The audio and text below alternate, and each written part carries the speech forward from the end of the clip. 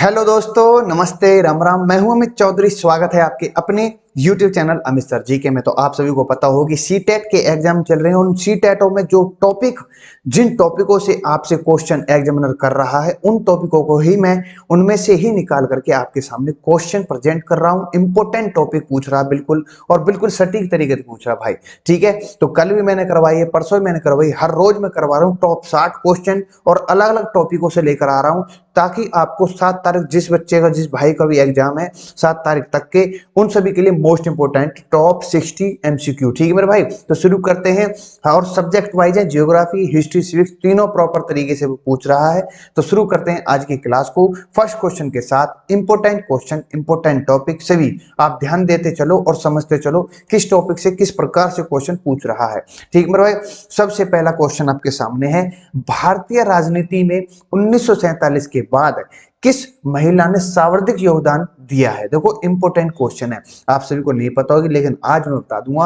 अरुणा आसिफ अली, कमला रानी सिंह, या तारेश्वरी सिन्हा, या राबड़ी देवी। अरुणा आसिफ अली हैं जिन्होंने स्वतंत्रता के बाद, मतलब फ्रीडम जो हुई 1947 के बाद, भारतीय राजनीति के अंतर्गत वो महिला अरुणा आसिफ अली हैं जिन्होंने सर्वाधिक योगदान दिया है राजनीति के अंतर्गत। ठीक है मेरे भाई, पूछ सकता है, रिलेट करके पूछ सकता है। ठीक है, नेक्स्ट क्वेश्चन।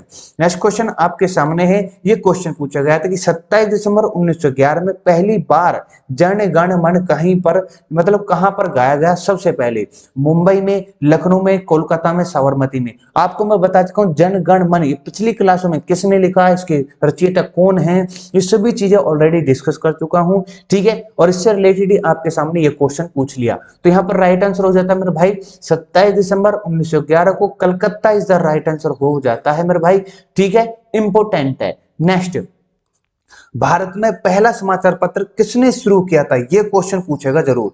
दादा भाई नौरोजी ने, सैयद अहमद खान ने, या वीरेंद्र नाथ टैगोर जी, या फिर रविंद्रनाथ है, जेम्स हिक्की। तो यहाँ पर राइट आंसर हो जाता है मेरे भाई हिक्की। देखो अखबार है, अखबार जो रचिए, मतलब इनको समाचार पत्र शुरू करने वाले सबसे पहले जेम्स हिक्की थे, और बंगाल गजेट के नाम से शुरू हुआ था। और कब हुआ था मेरे भाई? 1780 के अंतर्गत। ये इंपोर्टेंट क्वेश्चन है, आपसे सीधा सीधा पूछेगा।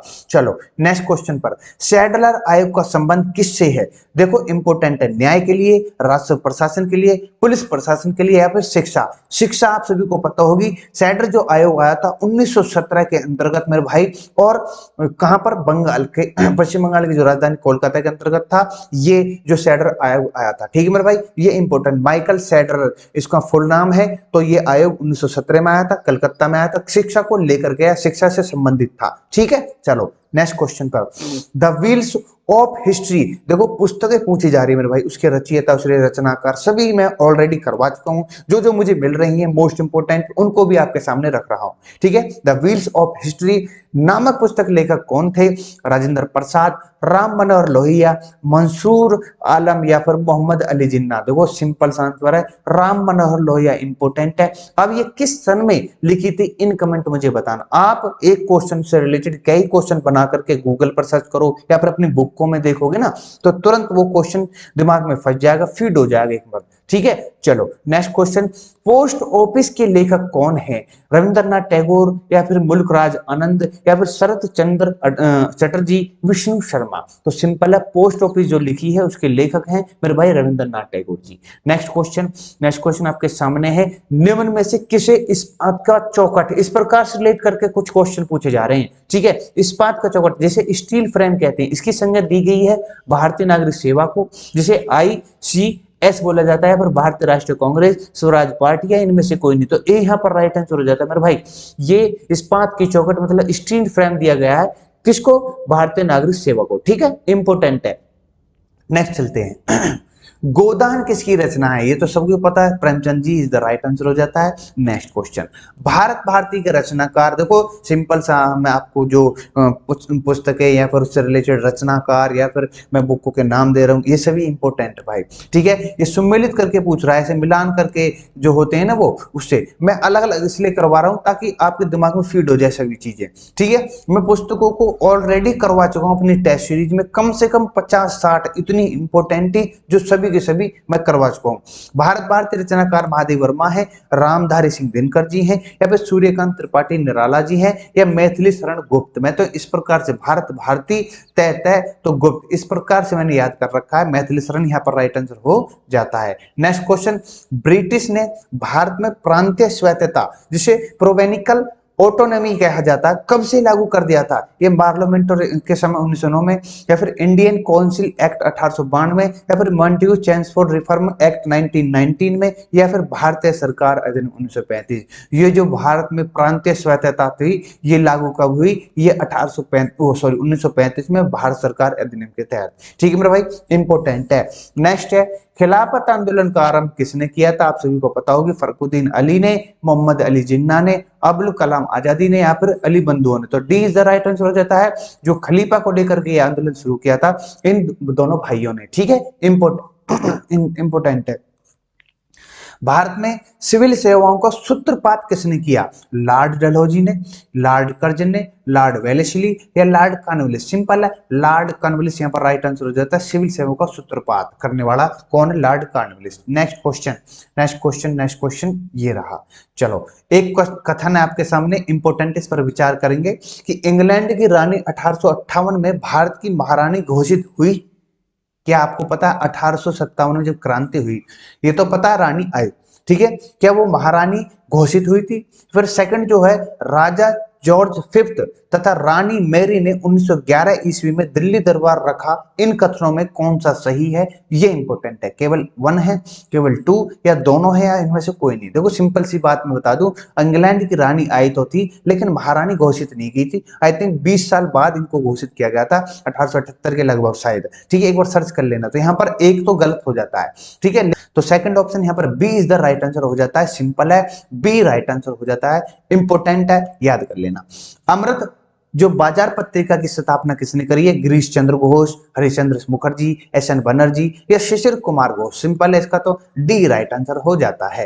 नेक्स्ट है, निम्न अखबारों में कौन सा मुख्यतः उदारवादियों का नीतियों को प्रचारक था? देखो, न्यू इंडिया था, लीडर था, यंग इंडिया था, या फ्री प्रेस जर्नल? आप सभी को मैं बता सका हूं, जो उदारवादी हैं, जो नरमपंथी थे, 1885 से 1905 तक का कार्यकाल रहा इनके बीच में। जैसे दादा नौरोजी भाई, आप सभी को इनके सभी लीडरशिप में बता चुका हूं कि गर्मपंथी में, यहाँ पर उग्रवाद में कौन थे, उदारवादी में कौन राष्ट्रीय नेता थे, ऑलरेडी मैं और आपको बता चुका हूं। बात हो रही है पर निम्न अखबारों में मुख्यतः, वो है लीडर। बी यहाँ पर राइट आंसर हो जाता है। लीडर अखबार था, इनमें जो उदारवादी की नीतियों को प्रचारक रहता था उस समय। ठीक है, नेक्स्ट, झंडा गीत किसने लिखी? रविंद्रनाथ टैगोर, बंकिम चंद्र चटर्जी, मैथिली शरण गुप्त, या फिर श्यामलाल गुप्त पार्पत? तो D is the right answer हो जाता है। सिंपल है इसका तो।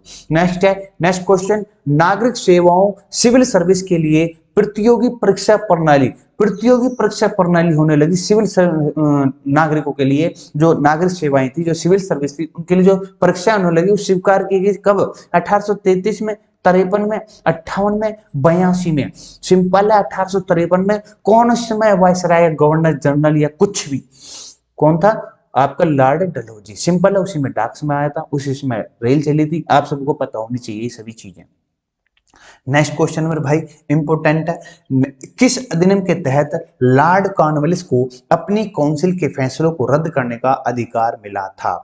लॉर्ड कॉर्नवालिस को अपनी काउंसिल को फैसले का रद्द करना, ये रेगुलर एक्ट 1773, 1786 का एक्ट। तो सिंपल है, 1786 में आया हुआ एक्ट के अनुसार इसको रद्द करने पड़े थे अधिकार को मान लो जो। ठीक है मेरे भाई, चलो नेक्स्ट क्वेश्चन, वंदे मातरम गीत लिखा था रविंद्रनाथ टैगोर जी, या फिर गोपाल मित्रा, बंकिम चंद्र चटर्जी ने, या फिर गिरीश चंद्र घोष? सिंपल है, सभी जानते हैं आपको, वंदे मातरम गीत लिखने वाले बंकिम चंद्र चटर्जी हैं। इंपोर्टेंट क्वेश्चन है। अब चलते हैं ज्योग्राफी की तरफ, जो कि बांधों को लेकर के मैं क्वेश्चन लेकर आया हूं आज। बांध हैं, कुछ ऐसे लैंडलॉक कंट्री हैं जो रिलेट करके पूछ रहा है एग्जामिनर, उन सभी को मैं आज क्लियर करता चलूंगा मेरे भाइयों के लिए।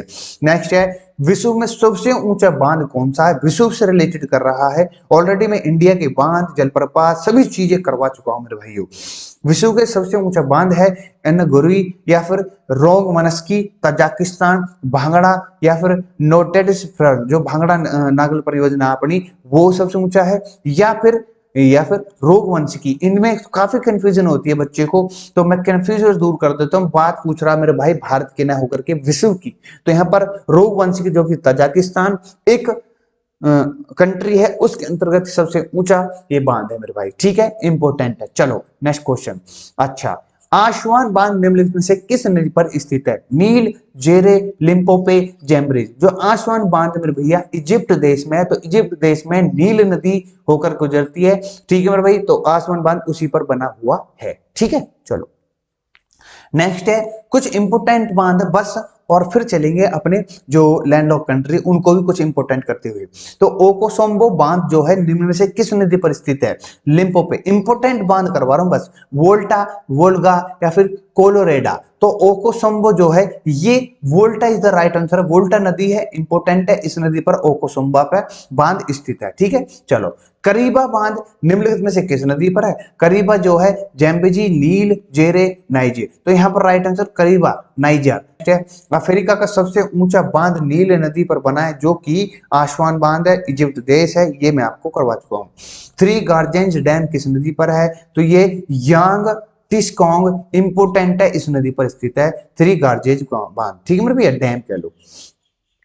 चलो नेक्स्ट क्वेश्चन पर चलते हैं। नेक्स्ट क्वेश्चन, अच्छा अब आते हैं बात क्षेत्रफल की दृष्टि से विश्व का सबसे बड़ा भू अवशिष्ट देश, लैंड लॉक कंट्री जिसको कहते हैं, वो कौन सा है? यहाँ पर दे रखा है कजाकिस्तान, ठीक है, ऊपर रसिया है, यहाँ पर चाइना है, यहाँ पर तुर्कमेनिस्तान, उज्बेकिस्तान, किर्गिस्तान, ये सभी की सभी हैं चारों तरफ। तो ये जो है कहने का मतलब ये है किसी भी समुद्र सीमा से अपनी जो सीमा देश की कजाकिस्तान की है वो नहीं टच करता, या फिर सीमा इसके साझा नहीं करता, ठीक, किसी भी समुद्र से, ठीक है, ये इसलिए इंपोर्टेंट, तो कजाकिस्तान यहाँ पर राइट आंसर हो जाता है। नेक्स्ट है निम्न में से कौन एक भू अवशेषित देश है? तो भू अवशेषित देश वही बात है, युगांडा यहाँ पर राइट आंसर हो जाता है, इंपोर्टेंट है, ठीक है। तो इस प्रकार से आप मैप में भी देखोगे, क्वेश्चन भी पढ़ोगे, तो आप भूलोगे नहीं। नेक्स्ट है भू अवशेष देश में से बोल्विया है, ये आपके साउथ अमेरिका के अंतर्गत है। प्रगवे और बोल्विया जो आपको दिख रहे होंगे, इंपोर्टेंट है, दोनों ही भू अवशिष्ट देश हैं, लैंड लॉक कंट्री है। नेक्स्ट है सतल रुद्ध देश, निम्न में से सतल रुद्ध देश का मतलब है जो सथल, सिर्फ सथल, एक दूसरे देश से सथल रूप से ही साझा करते हैं सीमाओं को। तो कजाकिस्तान है, तुर्कमेनिस्तान है, ताजिकिस्तान है, उज्बेकिस्तान है। सिंपल है, ताजिकिस्तान यहाँ पर राइट आंसर हो जाता है सी।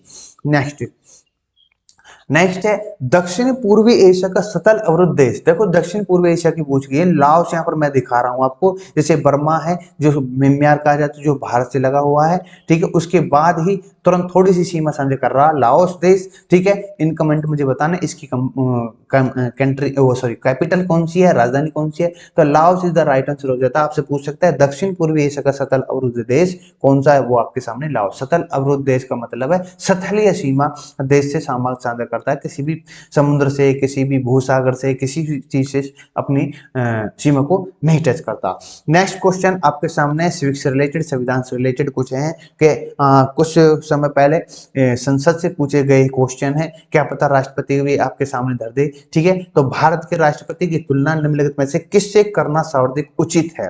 अमेरिका के राष्ट्रपति से, फ्रांस के राष्ट्रपति से, ब्रिटेन के सम्राट से, श्रीलंका के राष्ट्रपति। सभी को पता होगा ब्रिटेन के सम्राट से हम अपने भारत के राष्ट्रपति, जो कि हमारी पहली आदिवासी राष्ट्रपति बनी है, 15वीं राष्ट्रपति हैं, उड़ीसा से बिलोंग करती हैं, कौन?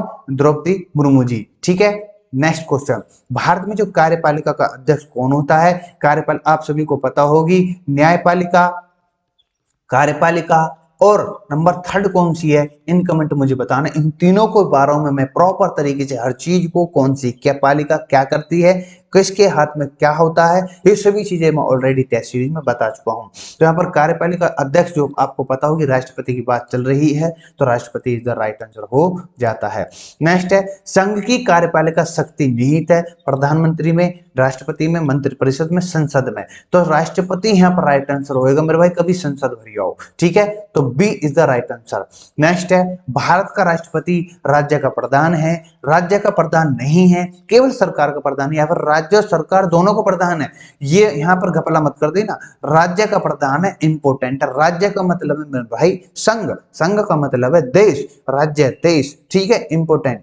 चलो नेक्स्ट क्वेश्चन पर, भारतीय संविधान के अनुसार देश का प्रथम नागरिक, प्रमुख नागरिक जो होता है वो है राष्ट्रपति, नेक्स्ट क्वेश्चन, भारतीय संविधान के अनुसार संघ की कार्यपालिका शक्तियां किसमें निहित होती हैं? प्रधानमंत्री में, राष्ट्रपति में, संसद में या फिर मंत्रिपरिषद में? संसद मत कराना, राष्ट्रपति में ही निहित होती है उसकी शक्तियां, कार्यपालिका। ठीक है, अभी मैंने बताया कार्यपालिका के अध्यक्ष होते हैं राष्ट्रपति, तो इसी प्रकार से रिलेट कर लो आप। अच्छा, नेक्स्ट है, भारतीय संविधान के अनुसार देश की तीनों सेनाएं जो है हमारी, उनके अध्यक्ष जो कि सुप्रीम कमांडर कहलाते हैं वो राष्ट्रपति होते हैं। उपराष्ट्रपति थल सेना अध्यक्ष या फील्ड मार्शल। राष्ट्रपति ए यहाँ पर राइट आंसर हो जाता है। इंपोर्टेंट क्वेश्चन है, आपसे सीधा सीधा क्वेश्चन करके पूछ सकता है।